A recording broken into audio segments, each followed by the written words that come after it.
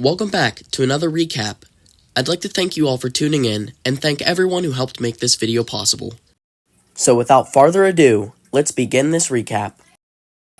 The map this season was split across several islands. Each one of them had something different to offer. I'll go over each one of them individually. Let's start with the main island. The main island had the hotel, which was split into 4 floors. Floor 1 had the lobby, Floor 2 had the rooms, Floor 3 had the party area, and Floor 4 had more area for rooms. Other than that, the main island also had Silver's restaurant. The desert island had the saloon and calcium shack. The church island had, well, a church, where we would honor the late, great John's Cake 22. The park island had a park, pavilion, and picnic area. For some reason, the school island had camping on it, but it did also have a school made by Lithium, which we didn't use for obvious reasons. The camping island did have camping on it, but it also had a stage for rap battles, an abandoned restaurant, a photo gallery, and more. The Aegis Island was of course home to Aegis Incorporated. And finally, the Jungle Island, which was home to the giant tree that me and Radium lived in. There were some other islands, but for the most part we didn't use them. All of the islands were interconnected by bridges, making travel easy between them. I think that's all for my segment. See ya! So, we did a lot of projects this season. We made a functional card game with tons of abilities, characters, items, and more. We did our collab with the Blockade Hub on Discord and passed 100 subscribers on YouTube. Neon made an animation which we uploaded to the channel. A clip of I Am Steve we posted got 2,000 views in under an hour somehow. And we also finished the Sprunky mod. This is going to be a short review. Pretty good season. I liked the layout and I liked the cave because I built it, and I liked the idea of a lava mafia. So what I like about this season is the map, and I like how the flag of Kiribati is right there. That makes me want to know geography more. I kinda like the roleplays too. The Cyclone roleplay is pretty cool. Even though they had crash landing down from the sky, hydrogen could tell that an ice and air-conditioned resort was in the middle of an island. How many islands had different things? Lagoons? Hot springs? Hydrogen decided to rent a bunch of rooms in the resort for every element to live in, except for himself, of course. It was tropical and amazing. Even the Aegis facility was built. Everything was perfectly fine. Till one unfortunate day. They were having a party that day, until a crimson moon rose over the horizon.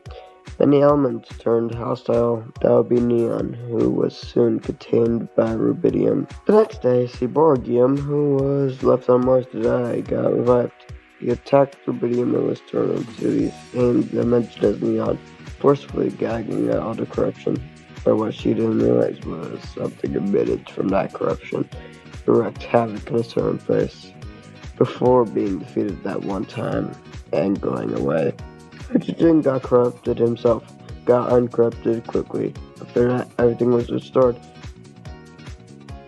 The roleplays this season were awesome. The island theme allowed us to do things we couldn't do before, such as hurricane roleplays, which flooded the whole map. Hotel party roleplays, where we would always find ourselves doing something different and fun. The camping murder mysteries would investigate the abandoned restaurant and find bodies. The corruption roleplays were awesome to participate in on both sides. And the saloon roleplays, where we would always have some sort of conflict happening. And there's so many more ones that could bring up, but I think you get the point. Roleplays are where this season shine. Clans also began to form this season. The Mafia, the Cowboys, and RDA were the main three. It will be interesting to see where these clans will go next season.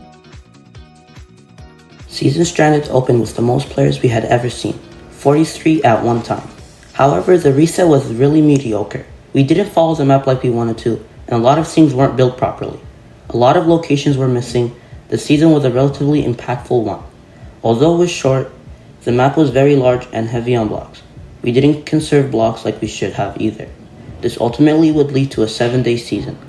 A lot of new people would join PTH this season, but a lot of players couldn't join by the end due to the high block count. This is something we want to fix next season. A smaller map and a better block count should help us out in reaching that goal. Block 8 stayed mostly drama-free throughout the season, and we didn't get any hate games.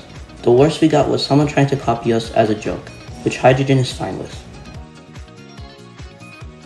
My prediction, since we're in a computer, I think someone or something from the dark web will hijack someone, and then that person will go around and make everyone's life a living hell, destroy the house, and then we'll try to fight back and close down the dark web. I think that's a good idea. I think that's what's gonna happen.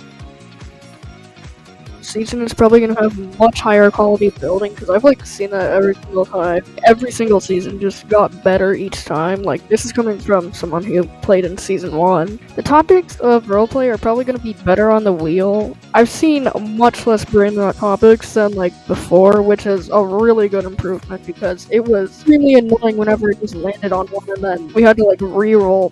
Actually, what I predict is that mobs are probably just gonna die out. I've seen less every single update. The first time they came out, there were at least 15 of them everywhere you looked around. Even in the weirdest crevices you could ever think of, you'd find one. Now I've only seen one in the entire game. That's all for the recap of Season Stranded. Thanks for watching, I hope you enjoyed. This took me so long to make, so I really appreciate all the support. Let's hope this next season's a good one. See ya!